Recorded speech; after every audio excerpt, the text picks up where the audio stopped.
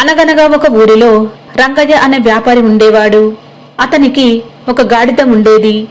ఆ గాడిదకు చాలా బద్ధకం. ఎప్పుడు పని తక్కువ చేయాలని చూసేది. రంగయ్య ప్రతిరోజు ఆ గాడిదపై ఉప్పు బస్తాలు వేసి నది దాటి అవతలి ఊరిలో అమ్మేవాడు.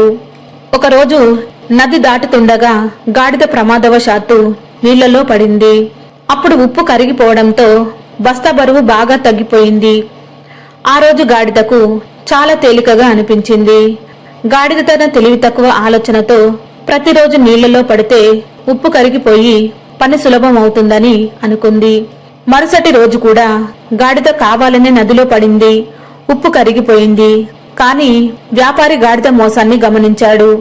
తర్వాతి రోజు వ్యాపారి ఉప్పుకు బదులుగా పత్తి బస్తాలను గాడిదపై వేశాడు. గాడిద యథాప్రకారం నదిలో పడింది. కాని పత్తి నీటిని పీల్చుకుంది. ఉప్పు కంటే 10 ఎక్కువ బరువుగా మారింది. బరువు మోయలేక గాడిద నానా ఇబ్బందులు పడింది. తన తప్పు తెలుసుకుని ఇకపై సోమరితనం చేయకూడదని నిర్ణయించుకుంది. నీతి, సోమరితనం, మోసం ఎప్పుడూ నష్టాన్ని కలిగిస్తాయి.